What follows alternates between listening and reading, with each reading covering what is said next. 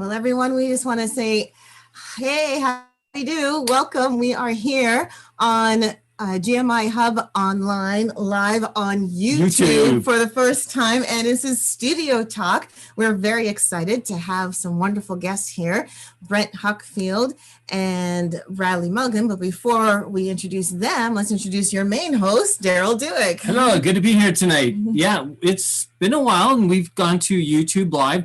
We've had some issues in the past, and it's just time to move to YouTube. So we don't have our opener and a closer going live, but we'll get things hopefully ready up and running for next week. Hopefully we'll get it. So I'll toss it back to Cheryl so she can do keep the introduction going here. Well, as I started to mention, we have two absolutely fabulous guests. We have Brent Huckfield, who is, both of them are technical producers, but Brent Huckfield is a technical producer and a live streaming specialist. And that's very important because today's topic is going to be about streaming, especially now that pretty much everybody and their sibling is basically doing live streaming. So we're going to be talking about how to make live streaming a whole lot better from the technical standpoint. Brent has had over a decade of experience in broadcasting, videography, AV, and of course, live streaming. He's worked with various organizations and broadcast stations like City TV and CBC, which is where he's working right now. But he's also worked with a lot of different churches. So if you are a church leader, you will want to stay tuned to this because this is a man that has the experience to help you out with your live streaming. We also have Brad Mulligan with us. Welcome, welcome, Brad. Thank you. He is also a technical producer working with Rogers, but he's an audio designer. And he's had over 30 years of professional experience with audio design, engineering, recording engineering, implementation, and working for corporate events. So a lot of experience is going to come out of Bradley, and we're looking forward to hearing from you. Thank you so much for being here. Great to be here. It's been interesting as we've started off in COVID, seeing what's happened, and now that some stuff has changed, how people are streaming and all, and going live and posting and all that. But could you guys just tell us what makes a good stream? I'm going to let Brent go first. Well, to sum it up really quickly, what makes a really good stream, it doesn't matter what type you're doing, what it is that you're producing, good audio quality, good video quality, good direction, well-produced content with a solid run of show, good transmission, solid content delivery network, and redundancy. Those are the things that make a good stream. Now, you might notice I let Brent go first because he mentioned audio first and what makes a good stream. So you heard it from him first, not from me.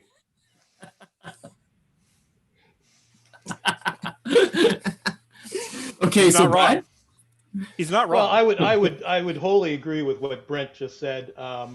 The only thing I think I would maybe throw into that important mix is a sort of a higher level of professionalism in content and production, because I think we're all getting a little bit fatigued by these sort of wing and a prayer, and I don't mean that in a negative way, sort of things that have been coming out over the last few months. And I think our expectations are going up and up and up. So I think we all need to sort of up our game a bit in terms of production and content. Okay, so what would some of the things that you've seen or heard over the last little while be a distraction for you? That's a pretty easy thing to list, because when you're watching any stream or you're watching any content, really, poor audio quality is an instant distraction. You'll lose interest right away. Bad transmission, which will be interrupting of your content, which everybody doesn't like. And if you get a bad transmission, you might get up from the couch or your desk or wherever and stop watching. Having a host that isn't really well engaged. This comes back to where Brad was talking about having a wing and a prayer versus something that's well organized and somebody that's good behind the desk. Poor direction of shots. I've seen many shows accidentally go to this particular shot when they shouldn't have, and somebody snap zoom or whatnot. It's going to happen. Errors do happen, but the point is to minimize them. And if you continuously do it, people lose interest. And poor video quality. Now, poor video quality, if you have good audio quality, can sometimes be a savior, but poor video quality can still lose people. So those are the things that I find that are a big distraction from any stream. Brad, what about yourself? What's a distraction? Well, I mean, number one, I think, I mean, that's kind of an open-ended question because it really depends on what you're watching. I mean, if you're looking at something that's being professionally done, then you certainly have a different expectation of the production quality and technique. So, I mean, if you have a camera switcher available to you and you have a multi-camera shoot and you have audio and everything, that immediately takes it to the next level for the watcher. But if it's like something that we're doing, like say right now, I think one of the worst things that can happen is really poor camera angles. Everybody's really sick and tired of the laptop on the desk looking up at the ceiling. Obviously, the audio is so critical now. And poor lighting is really something as well that drives people crazy. So, it depends upon the different levels that you're doing in terms of your stream. Obviously, if you're doing something that's music oriented, then you really have to have a very good understanding of what it is you're pushing down and out to people and how to use the technology at both the transmission end and at the receiving end so that you can optimize what you're doing. So if that is the case, what you're saying is the people who are producing the show need to figure out what their expectations are and what the audience would be expecting? Yes, I think like anything, really all we're doing right now is TV production. COVID has forced us to go from doing live events in many cases to now actually everybody is their own little personal TV studio. You can see that right now with us. We're basically doing a talk show. And we're doing it, in this medium of the internet, and we're able to stream to people. So where we have to really start to pay attention to things is that people are starting to fatigue on the bad lighting, the bad video, the bad audio, and also people want content and they want to be able to interact with that content. I would also like to add that content needs to be, if it's an informative content, needs to be really engaging in informative content. If it's like a comedy show, you want it to be funny. There are, like, we can't just be content for the sake of content. It needs to be well produced content for your audience. So we'll do two scenarios. If you're a singer-songwriter out of your home, what would you do to engage an audience?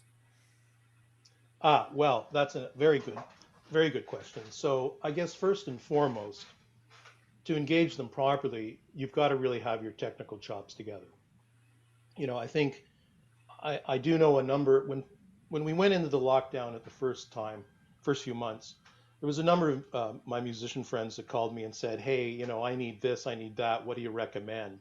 Because, people were used to either going into a recording studio to do their work or going into different facilities to have their music broadcast. Now the onus is on them. So it's a big learning curve for a lot of musicians and a lot of performers who now are forced to have to deal with the technical aspects of live streaming. So you got to do your research. You got to understand that it's important to have the right microphone, the right interface, and the right connection to whatever you're encoding to be streaming.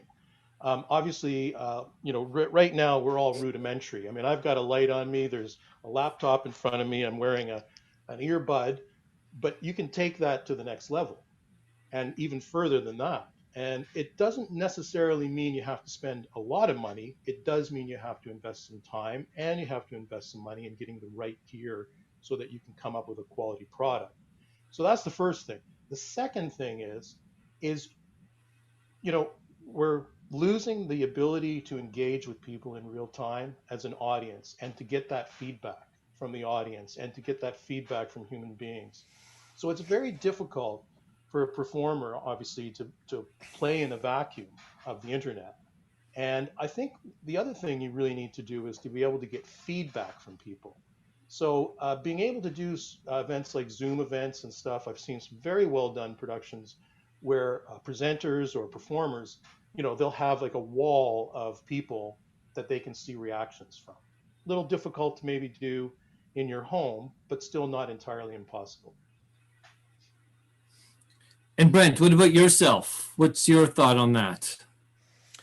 I think streaming, first of all, I've seen streaming go through a number of different changes over the last decade. I think right now we're seeing, since COVID being thrust upon us, Brad is absolutely right. One of the things that we as individuals used to like to do is go to live events and interact with the audience, and then we would see a broadcast if we couldn't be there. Well, that's no longer an option. We have to not be there because COVID tells us we can't be there. So for a performer to play off of an audience when there's no audience there can be exceedingly difficult. So having things like Zoom where you can have chat, interactions, polls, participants, breakout sessions, those are all important to the next level of streaming as we move forward through this, and creating that engaging content and being interactive with the viewer or the audience member.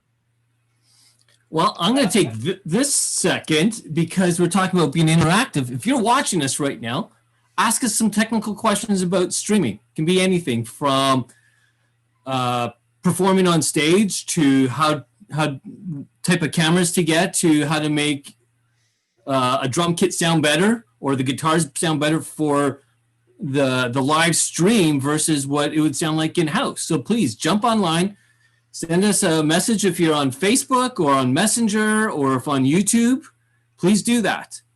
So I'm going to go back. I think, Brad, were you going to say something else? That was my point of interactive with the audience. No, I think that's excellent. And I hope there are lots of questions because, there are no stupid questions and everything is important, especially in this day and age. Questions are tantamount to our understanding of things. I guess one of the interesting things that's been happening, and I hope this kind of spills over into both performance and both musical, theatrical, and sort of on an individual level, is one of the things that's pushing this technology forward right now was initially newscasting, because one of the big things that had to stay on air was the nightly news. Everybody was riveted to it to get their information in the first few months from March, April to May. I mean, who wasn't watching the news constantly to figure out what was going on? Now, the corporate world has started to engage with these technologies because obviously corporations around the world need to be able to talk to their clients, be able to talk to their suppliers, their employees.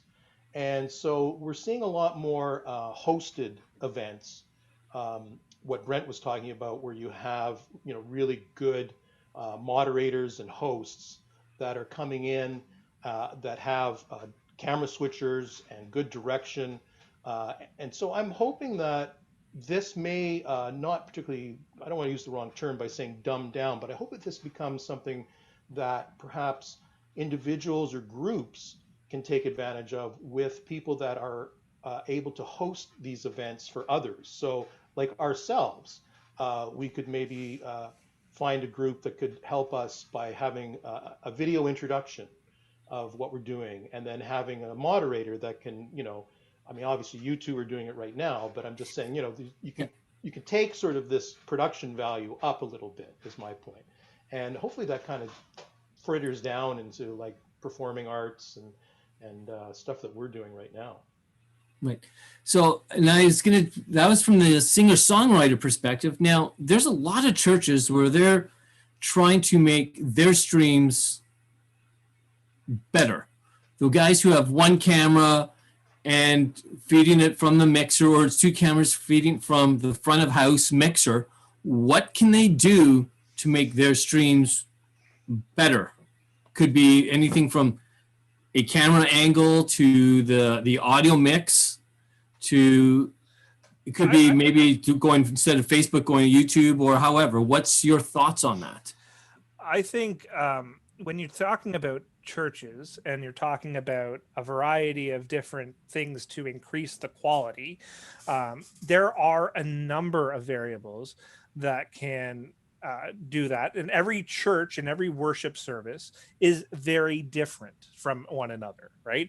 And I think that's incredibly important to note, because no two churches are the same. Like, you look at something what like the York Minster Park Baptist Church is doing, very high end video quality, very old school traditional. And then you look at some of the things that some of the other churches are doing. Like I did a Nigerian church service not that long ago, which was a lot more celebratory, a lot more not old school, a lot more animated, and that content, the way that each church produces their content, will be also important to the way on how stories are told.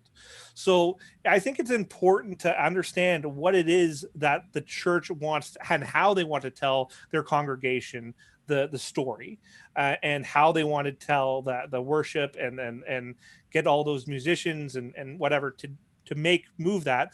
Audio mix is obviously going to be important. Having somebody behind sound is absolutely important, and buying another microphone to tweak up the quality is always good. But if you're looking at from video perspective, and you're looking at, should I bring in a second camera? Should I invest in a software switcher? Should I invest in a hardware switcher? Should I invest in separate encoding, and then bring all this together, and how we do that? Those are all very, very good questions, but I wouldn't say that they're all the same, right? Like a lot of churches that are going through that want to do IMAG, I wouldn't probably suggest a software switcher, because there's usually a delay factor. But those that want to do what they're doing on IMAG and send that to the stream because they're trying to reduce costs, then maybe there's a way to do that. But if you're not doing IMAG and it's a traditional church and you want to go straight to the thing, maybe something like a vMix system, which gives you the ability to do playback and graphics and all those various different things, plus gives you the ability to do vMix call, which is ability to take remote feeds in, that might be very inclusive to a church. So it really depends on what it is the church and how they want to tell their story to their congregation. Let's be honest, COVID times is changing the game a little bit, but eventually, I hope with God's intervention, that this will be a thing of the past, and how we move forward and how those churches want to tell their stories and bring congregations of people back together, it will be a way of how they want to tell stories and how they want to preach the word, right? So and everyone is different. So I don't think there's a right way, I don't think there's a wrong way, but I think there's a good way and a bad way, if that makes sense. Okay. That's a very long-winded answer, though. No, not at all. No, it was a very good answer. I think the only thing to add to Brent's answer to that was, he's talking about a lot of software solutions. Obviously, vMix is very good. There's a few out there that exist that are being really embraced. I think right now, I'm not really 100% sure how savvy people are on the technology, because quite frankly, the technology is scrambling to keep up, and it's also changing very rapidly given the demands that are being made.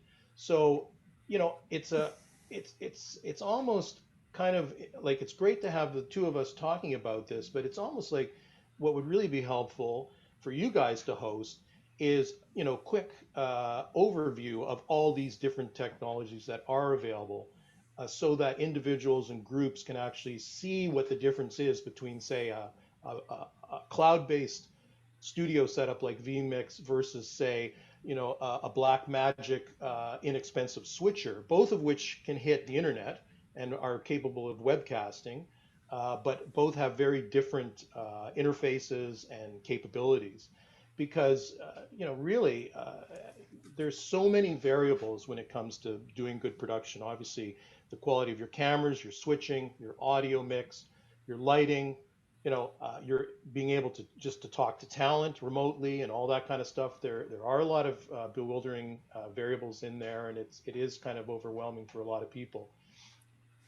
I'll just add one more thing to that, since you were talking about it. I think because the technology keeps changing, and one of the things that we're looking at every day is that people having the ability to keep up, having a very skilled and highly trained operator can make or break your show.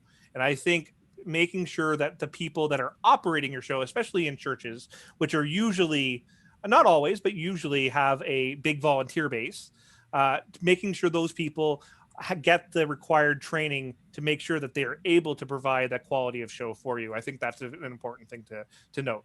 You know, I think there's always will there, but I don't think the knowledge is always there. And I think that's one thing that people should be passing on is knowledge, so that the will can match the knowledge, and then they can gain the skill to do the job well.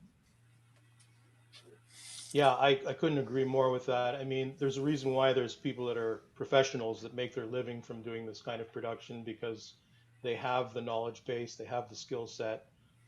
You just can't expect volunteers to just all of a sudden become brilliant directors or switchers or cameramen. I mean, there's a learning curve that has to happen, for sure. But I think the industry, with the way that they have, online tutorials now, and I think the ability for people to search out questions they may have and get answers from user groups is invaluable and should really be encouraged. If you don't know something and you're unsure of it, we're bantering about a bunch of names, things like vMix, Blackmagic's. A lot of people have no clue what these things are, or maybe you do. But the point is, seek out the information, seek out the knowledge, understand what is out there to use for your particular need, and then figure out how to apply your budget to what is out there.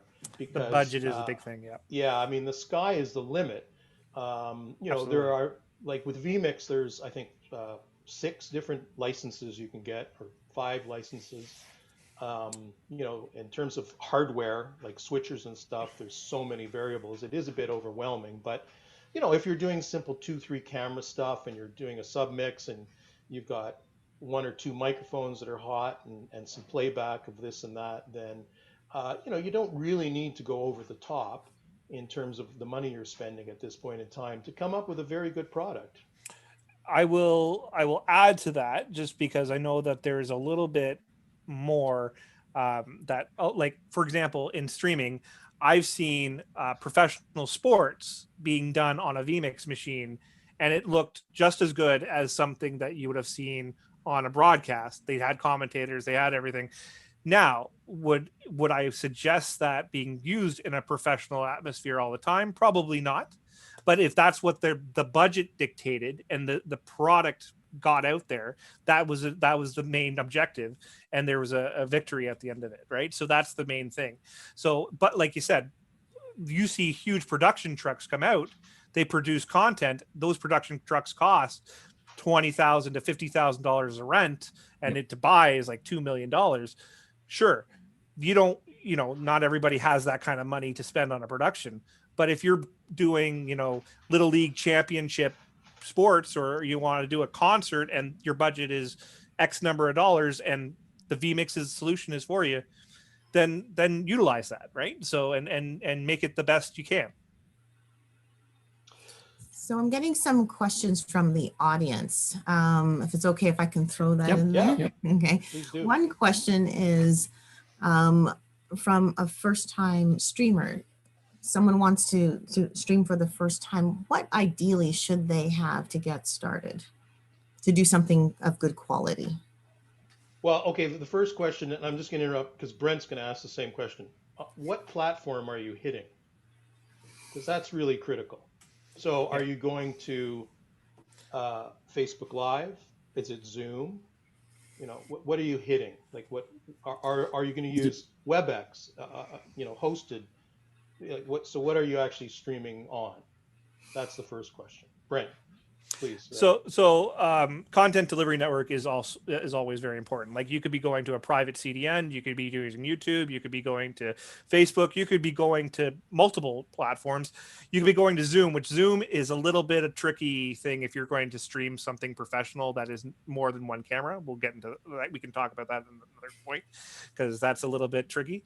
But ultimately, one of the things that I think, in order, if you want to stream quality, we keep talking about it and I'll keep resorting back, is good audio. And therefore you need a microphone. You don't want to have just using the microphone off your computer or whatnot. And then the second thing is you want to make sure that you have an encoding solution that matches that you can hit. So what is that encoding solution? Is that encoding solution going to be your laptop that you're using to use video on? Are you using a separate camera? Those are other questions that I'd be asking, because the more that you're asking one computer to do or one device to do, the more it gets bogged down, which if you get more bogged down, then you're asking for more opportunity for error. And that's hardware error, not human error. And hardware error is hard to recover from sometimes. Yeah.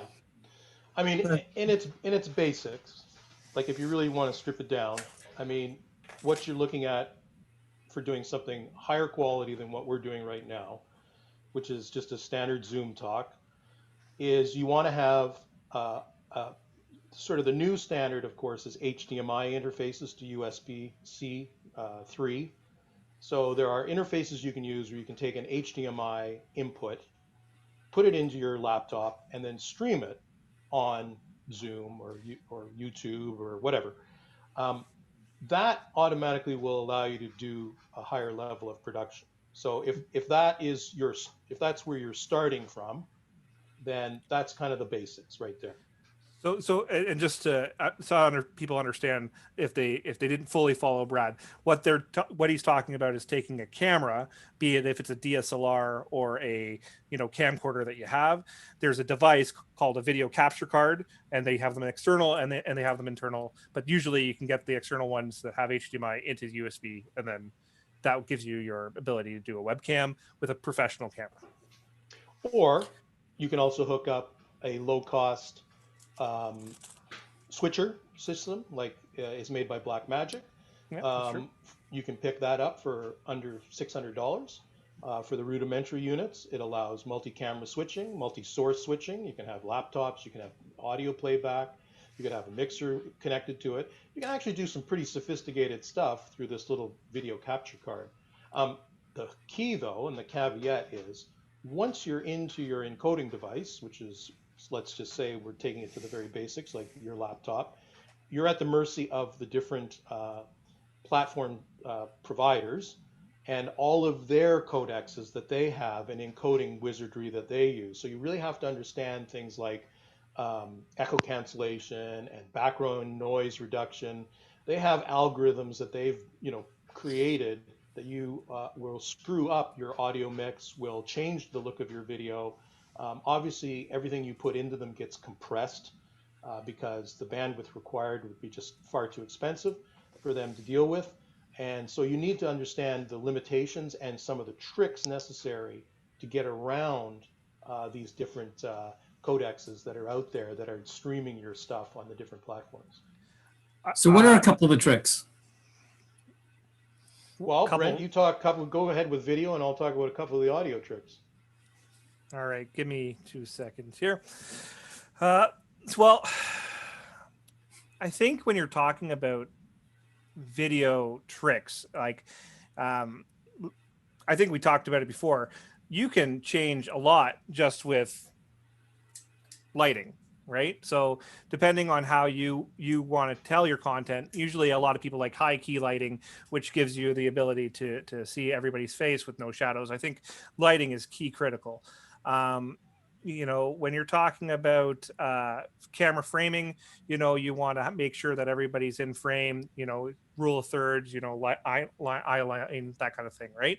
So if you don't know the rule of thirds is you divide the frame of your picture by 3 on one scale and 3 on the other, so your X and your Y, and you want your eye line to be within that first eye line, so first line where it meets.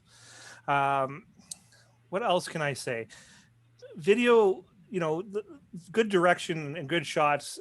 Don't get too fancy with transitions when you're first learning on how to cut between shot and shot, because oftentimes when you get too fancy, it draws attention to bad production. So keep it simple when you're first learning how to get between shot and shot. Cuts and dissolves are usually fairly simple. And there's actually a good book about how to edit content or edit video. It's called In the Blink of an Eye. And if anybody wanted to ever direct, I would suggest reading that. That's an important book from a video perspective. You know, from a streaming side, there are so many ways now to encode and send to a CDN. But again, like you were saying, a CDN has a variety of different algorithms and things that can manipulate your broadcast. And a lot of those algorithms come from social media platforms. So if you look at YouTube, you look at Facebook, you look at some people cheat and find a way to do it to Instagram. There is a way to do that. That's not a supposed to be thing. You know, Periscope on Twitter for a while.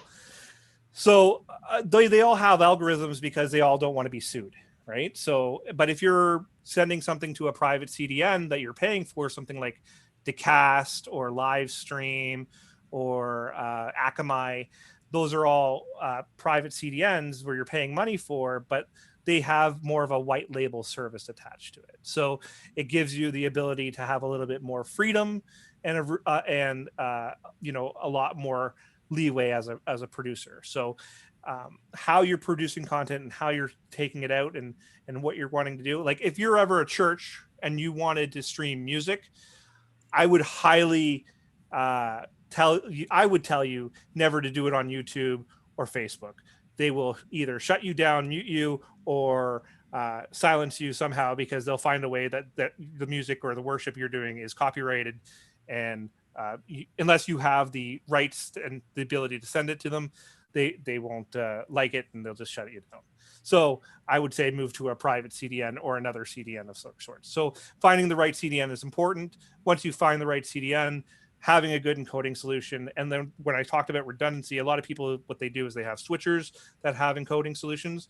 I usually use that as a backup, and I have a separate encoder on the side that is my encoding, because usually your separate encoding solutions that are built just for encoding do a much better job than hardware encoders. However, things do fail. And if it did fail, you have a backup solution on your switcher. Whatever, if that's a software switcher, I believe the Blackmagic ATEM Mini Pro has a built-in encoding solution now as well. So that's the little switcher that he was talking about for about $600. You can have that, and that would be ready to rock. So those are some of the things that I would do to make sure to keep a show going and ensuring that you have good video quality. I'll just jump in. There's a couple of things I wanted to add to what Brent said. Those are all excellent pieces of advice he gave you. In terms of audio, I mean, really, you have to sort of think of what you're doing in the world of television broadcasting. And I think we are all very familiar with in the past, maybe, where you would go from a TV show to a commercial, and the commercials were always louder and it was annoying and you were turning them down and everything. So one of the first rules of thumb when it comes to audio, before you hit an encoder, is think about the mix and try and keep the mix within a certain realm. So you don't have like really loud sections and really soft sections.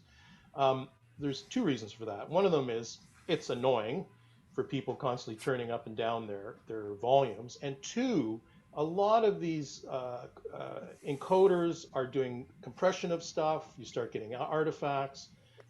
Weird things start to happen to your mix. So dynamic range, as we call it, keep it to a sort of a very narrow, constant sort of level. And in the broadcast world, we all mix to what's called minus 24 dB LUFS. It's sort of the standard now that we all mix to. It's a scale on a meter, and you're basically trying to keep your loudest music and your voice and anything in between sort of within that maximum, and you don't want to go very much below that. So you're just, it's not like you're getting rid of dynamics range, it's that you're mixing for loudness, which is different. So you can still have things that sound dynamic, but it's not like all of a sudden it's like, you know, distorting something, or it's so low that you're having to turn things up.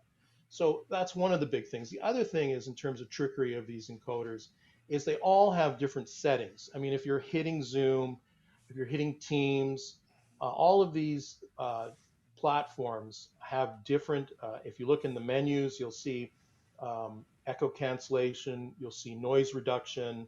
So basically you need to turn a lot of that stuff off or minimize it, because what it'll do is, if say you're doing a church service or a performance and you have somebody who's singing and there's music in the background and it's lower than the voice, all of these codexes will try and actually get rid of the music, and they'll start to actually do very odd sounding things to it. So you have to experiment a little bit. I know I have like a setup where I use a very high-end DSLR and a lav mic and shotgun mics when I'm doing sort of high-end stuff.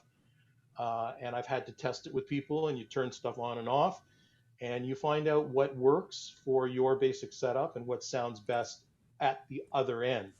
And you know, the other great thing about any of these platforms is most of them have the ability to record, like we're doing right now, so that you can play it back and actually listen to what it sounds like through the lowest common denominator source that you have, which in many cases is your laptop speakers and your laptop screen, which now have become the de facto for all of us to be looking at this stuff on. So, you know, to Brent's point, you do have to be very careful about the content. There are copyright laws. I think in the next probably year or less, there's going to be a field day with people suing each other for using stuff that they shouldn't be. People are going to start selling, you know, their web streams commercially, and they're going to have content on it that they don't have rights to. So that's something to really keep aware of: is do you actually own the rights to what you're using? I want to point out, Brad, actually, if you look at the Elma combo right now, they are actually producing concert content for profit right now. Now, obviously, I believe they have the record company's permission, but yes, there are people out there already starting to capitalize on that type of service. Absolutely. And that is something that I've been watching very closely, as concerts as we know it we'll see a change in the next year, because people still crave music. They still want to be there, but they can't be there. So we're going to see, I think, more virtual concerts going forward. Yeah. I hope that answers the questions. Yeah. So here's another question, and it's a technology question. I keep getting calls from church directors and tech directors going, should we get the new 4K camera, or should we wait for something else, or do we go to a cheaper camera? Because we're like 100, 125 feet away from the stage. What do we use? Should we go to old technology, some digital cameras where we can get big box lenses?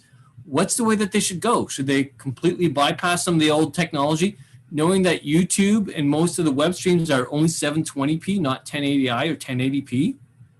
What's your suggestion on that?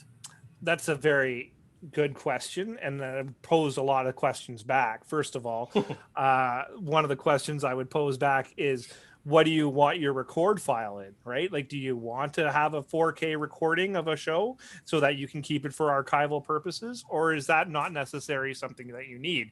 Yes, you are streaming to YouTube or another content delivery service, but is it necessary for you to have 4K? Furthermore, just because something says 4K on the side of the camera doesn't mean that it's going to have the functionality that you require of that specific camera. Like, you can buy a really nice high-end HD camera that has like 24 times zoom. You can have the ability to have tactile functions. You can do all those things for maybe, $5,000, $6,000. But if you buy a 4K camera of something of similar, it's not going to have the abilities that that HD camera is going to provide. So just because something says 4K doesn't necessarily mean it's the right camera for the production. Heck, when I got into this industry, SD cameras were still a thing in HD production. So, and they were still using SD lenses. Did most people know what they were getting at the end of the day? No. Let me give you a small story of a boxing match that I ended up technically producing. So they wanted to do this boxing match, but they wanted to have a typical sport, right? They want to have instant replay. So they didn't want to pay for an HD instant replay machine. So what did I do? I found an SD instant replay machine, distribution amplified or split the signal, sent one signal to each camera to the switcher, one camera to a down converter. That down converter went from HD to SD, SD into the instant replay machine, then out of that instant replay machine back into an up converted to HD, and then into the switcher. So there are lots of different solutions to make sure that your content gets out there. Sometimes I would say a high-end SD camera with a good solid lens and the functionality is going to beat out some of the early HD cameras, that first came out. So, the way that you produce content is going to be different, right? And I think that's important to notice. So 4K is great if you can afford it for all the same functionality, but if you can't, and you don't need the 4K archive, then why spend the money? You can save some dough. You know what? I couldn't agree more with you because, as you pointed out, streaming is not in 4K. Very little transmission is in 4K. Most of the television you watch right now is not in 4K.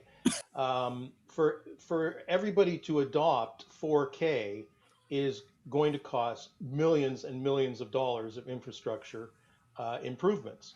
I think a lot of people have been somewhat burnt with things like 5.1, not particularly HD because that's been adopted, but as you get 4K, you have people that talk about 8K, and we can do 8K. So the industry hasn't even really caught up with 4K.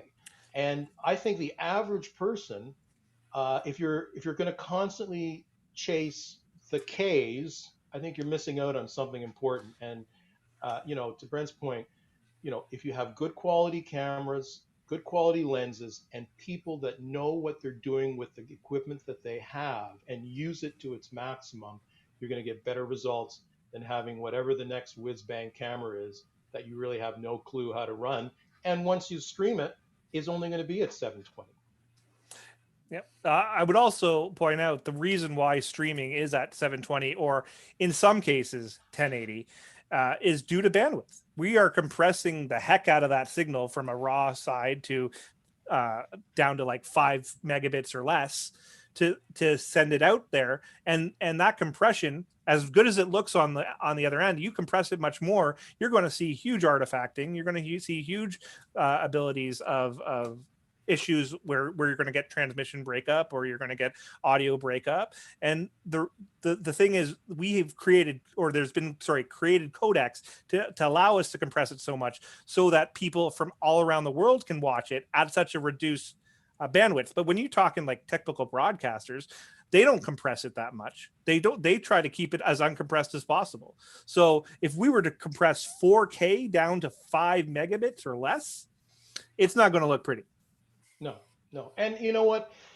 Here's the other thing. I mean, when the adoption of 5G technology in terms of, the internet and all of the switching and transmission, when that becomes a reality, I know a number of the telephony providers are claiming that they have the best 5G network and all that, but we're not in a 5G world yet. We're probably, I'm guessing, maybe I'm wrong, call me wrong, but I don't think we're going to see real 5G, adaptation until maybe 2 or 3 years from now. It could be sped up by what's happening right now for sure.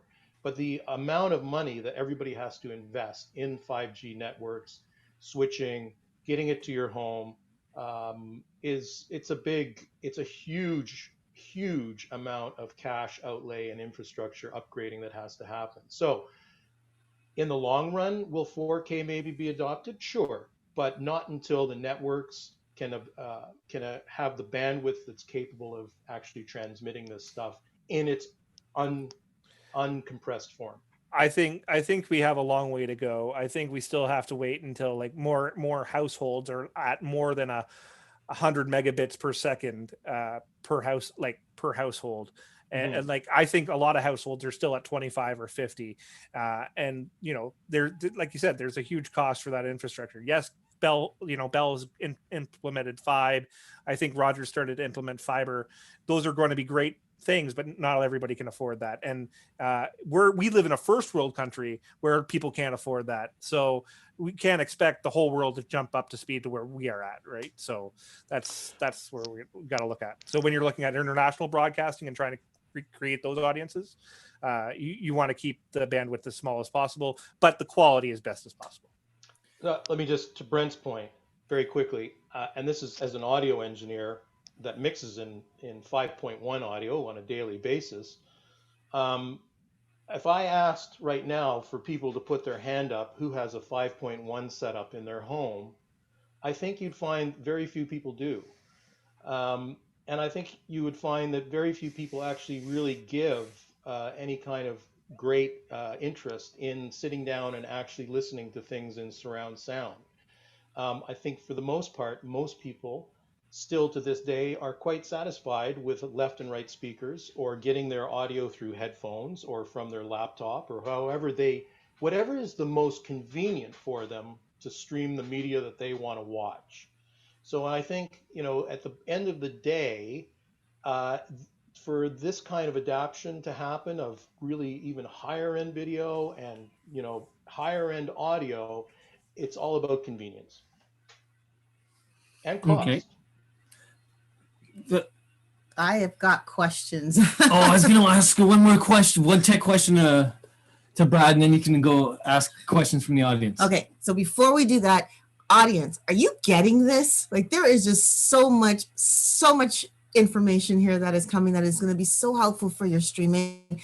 If you haven't already, go and share this link. Share this link right now to your church friends, to your artist friends, to anybody that you know would be streaming, which could be pretty much anybody, and have them tune into this. I mean, my goodness, there's just so much information here that I'm just sitting here with my tea and just taking it all in. There are questions. I'm seeing that some of you are just really pouring in some questions, but I'm going to let Daryl, being the host, ask his question, and then I'll ask your questions. Okay? This one's pretty much directly to Brad. Brent might have some opinions, but this one's for Brad. Okay. I've had, it goes down the audio path, and I've seen it. I've been asked about it, and that's for churches and performers performing who have pitch problems.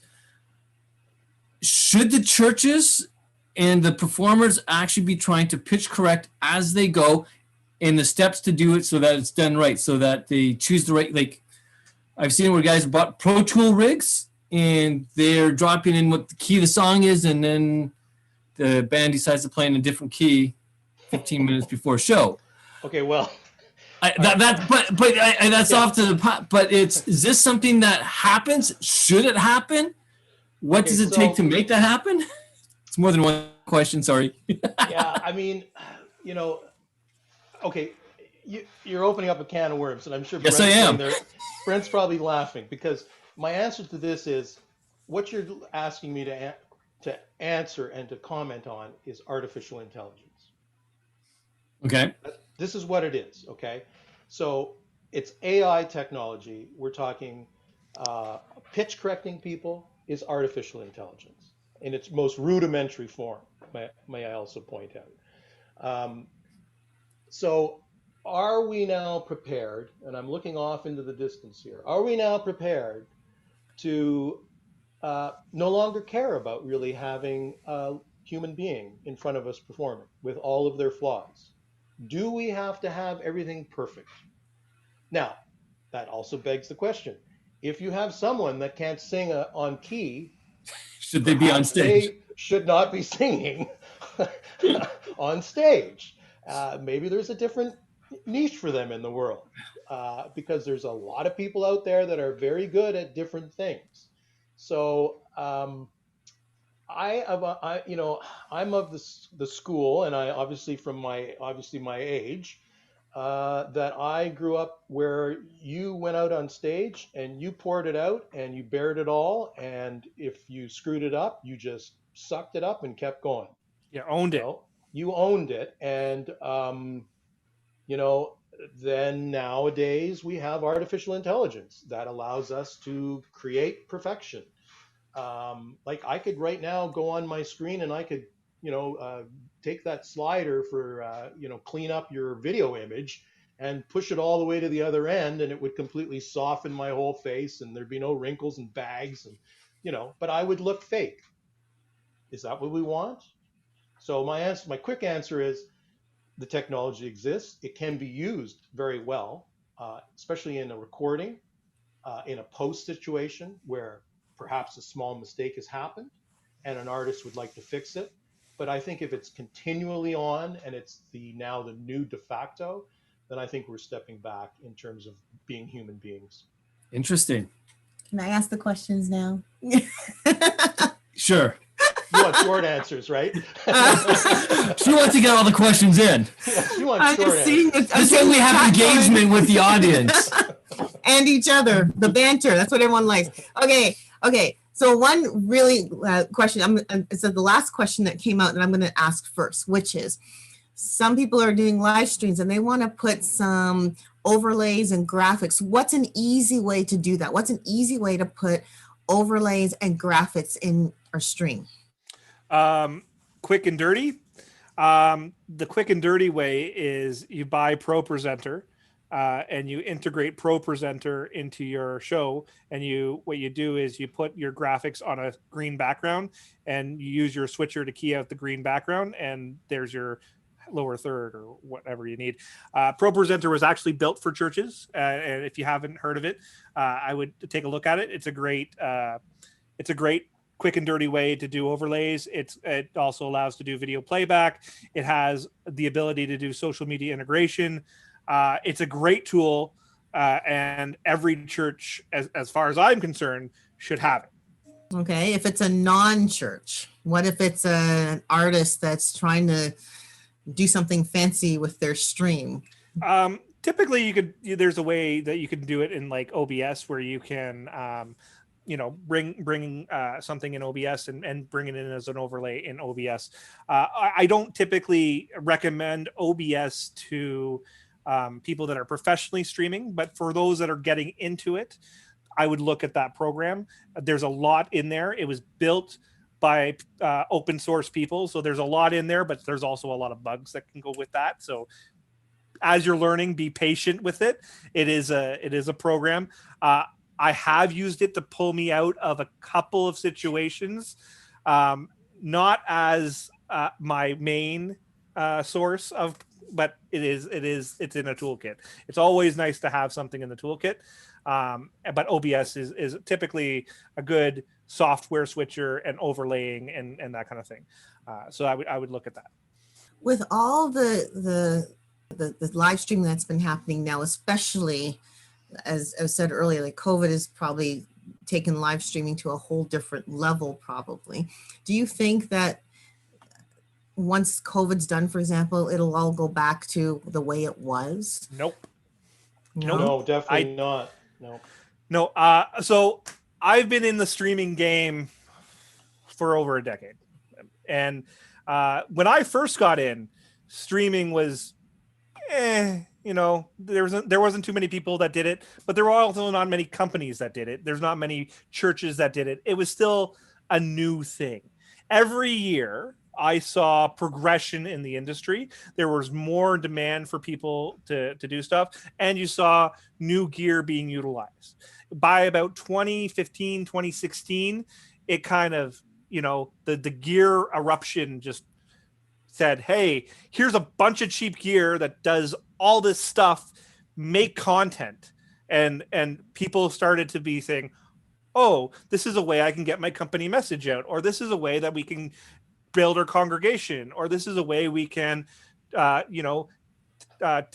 bring our company together. There's a variety of different ways that people started utilizing streaming content in about 2015, 2016.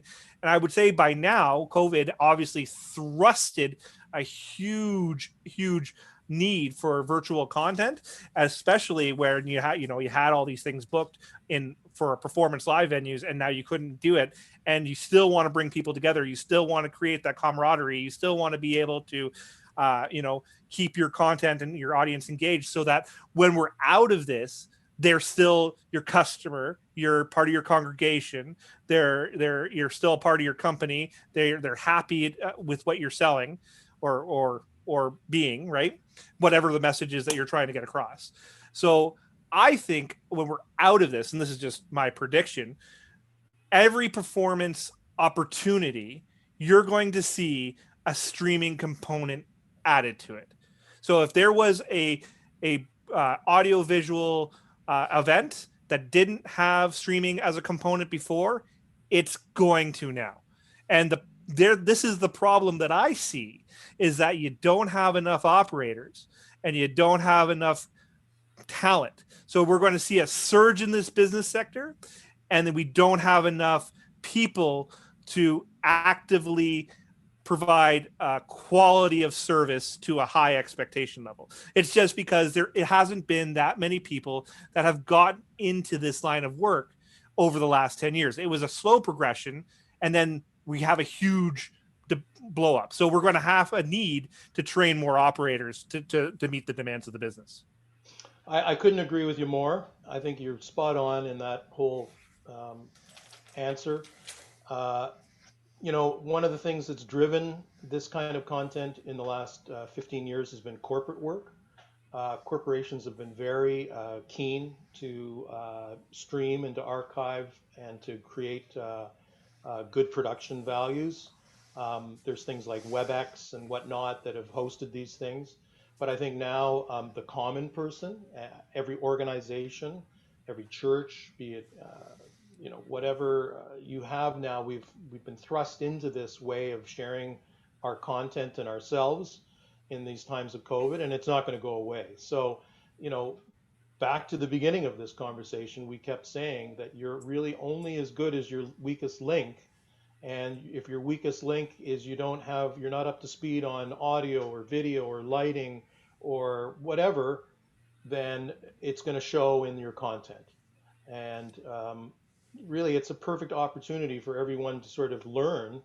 I see it every day if I'm mixing the news. I see people at home that are having to deal with their own lighting and their own audio, whereas in the past, there would have been people there to do that for them. And I think that's the new reality. I don't think it's going to go away, and I think it's a great opportunity to move forward. I do want to point out that there is a lot of opportunity to move forward in this space.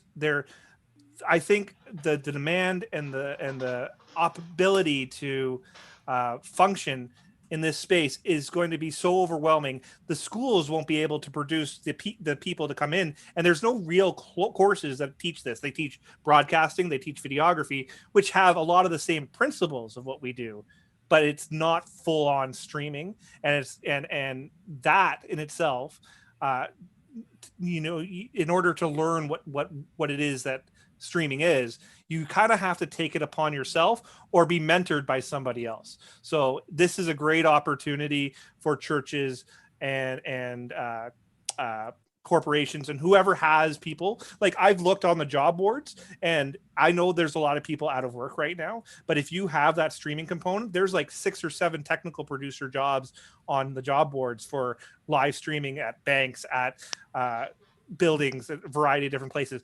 Why? Because they can't find talent. It's been on there for like months.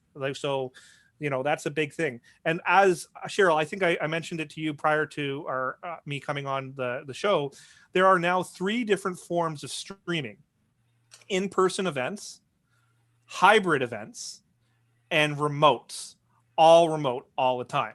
And that is the kicker. So now, as a streaming person, if you're doing an in-person event, you have to understand wiring, you have to understand lighting, you have to understand video. If you're doing hybrid events, you have to know the remote side of things, and you have to know the in-person side of things.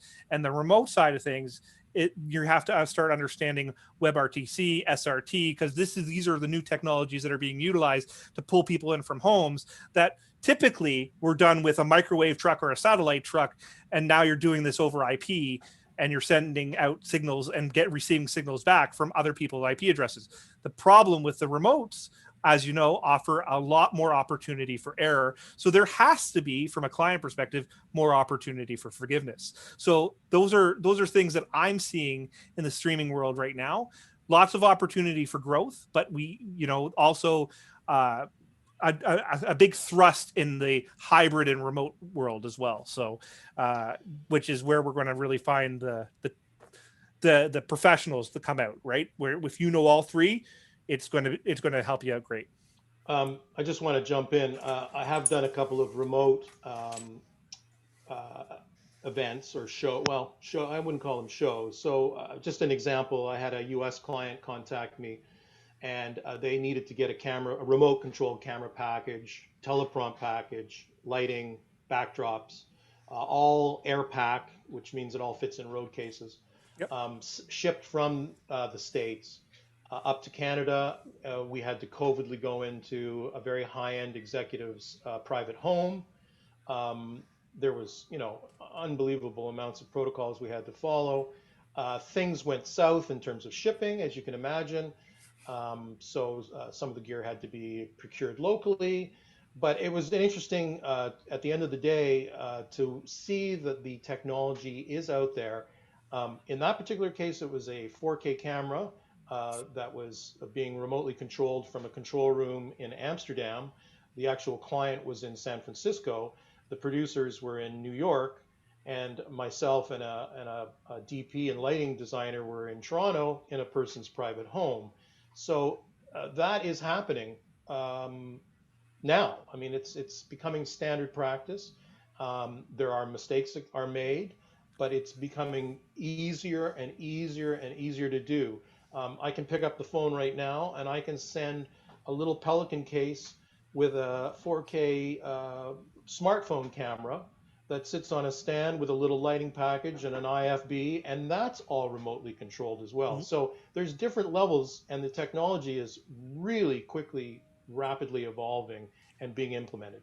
And being able to offer those types of solutions to your to who you're working for, or whoever it is going to make you the step above the next person, right? So I really do think like I know that there was a couple fundraisers recently done, like Covenant House. They did their entire show remotely for a fundraiser that they did, and it was fantastic. Like I watched the whole thing. It didn't skip a beat. So there are lots of things being done out there that are being done remotely, and they had cameras in different places. They brought it all into a centralized control room. That control room then spat out to a CDN, and they were all in different locations from Toronto, and I think I was in Niagara and so forth. So it was amazing to watch. Lots of opportunity for error. There wasn't any that I saw, but that that's something that to make note to your clients as well, is that if they're going to go remote, and there is things to consider, like bandwidth of other people, audio quality of other people, lighting of other people, things that are not necessarily in your control. There has to be more leg room for opportunity for forgiveness. Not that it can't be done, and done well, though. Wow. One of the problems we're having, by the way, is the manufacturers are having a hard time keeping up with the demands for equipment at the moment. So, yeah, that's also rearing its ugly head for a lot of people. Sorry, go ahead. I was just thinking right now, I want to tell all my kids just to go start learning live streaming right now, so when they get older, they can have a career in this. Another question, well, you kind of almost answered this one already, which was, do you think, from the other side of it, do you think live streaming will cannibalize any future physical attendance? It will cannibalize attendance in events? No, I think the thing about in-person events is that we want to be there in person. And I think that's always going to be there. So, the reason we watch a broadcast is because we can't be there. And I think that isn't going to change. Like when I go to a venue and I see something live, it's usually 10 times better than watching it on television. And that's just the reality. People might forget that at first, but as soon as they start going to the one event, the two, it will come back. And people will be like, I watched this, but then I saw this, and and I saw it in person, and I liked going back. So I don't think it's going to replace it, and I don't think churches should look at that. But I do think it's definitely a great way to build congregations, and for people that are, maybe unable to leave their home for whatever reason, due to illness, due to inaccessibility, due to, just maybe because you're being a lazy person one day and you don't want to go to the church, but you want to still be there, you can watch it, and that's still great, right? So I think giving people options, which is fantastic. You want you want the ability to be able to watch stuff, but I think it's not going to replace in-person events. Couldn't add anything else to that. I couldn't agree more.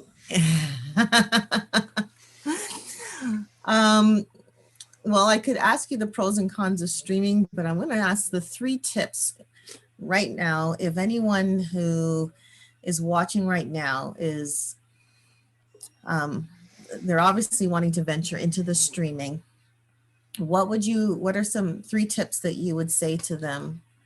And you probably already said it throughout this whole conversation, but some people may be just tuning in just now at the tail end, and they're going, okay, I want to live stream, or I'm live streaming right now. What are some 3 tips you can give me to make my live stream better?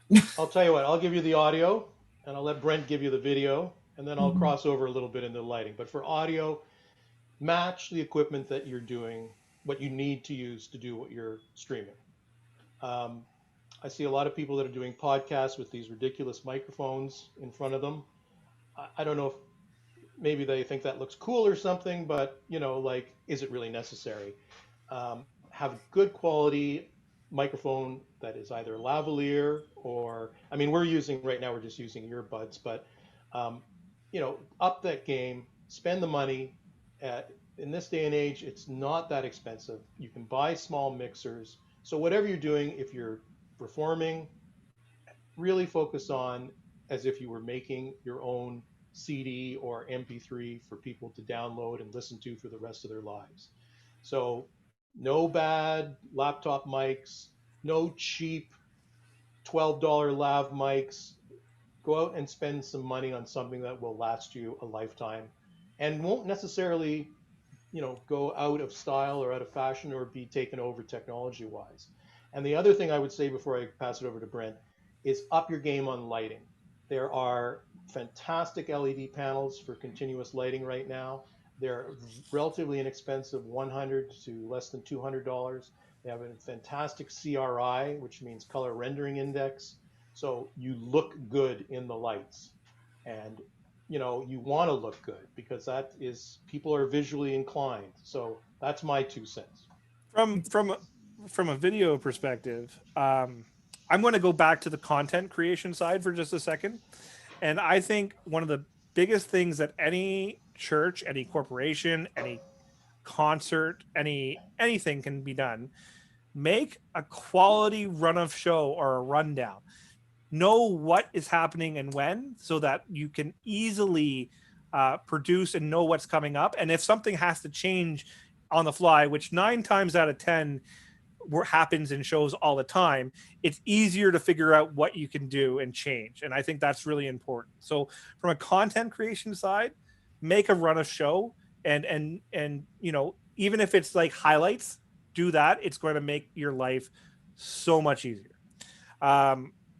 Figure out what your show will require. So, your show could require a camera. It could require not a camera. Maybe you're just doing a podcast, but maybe you need a really good ribbon microphone, or maybe you're doing a video multi-camera production for a new sport called bouldering, and you want to do a thing of that. So you want to do multi-camera, and you want to add a switcher, and you want to add, a variety of different things. You know, maybe you're doing motocross racing and you want to add a drone for that nice wide shot out there. How do you do that? Do you need RF to do a wireless video RF for that? So thinking about what it is that you actually require for your show is great. And if you're not overly technically inclined, this is my biggest suggestion, and I'm a little biased towards it, but it's important, is to hire a technical producer for technical planning.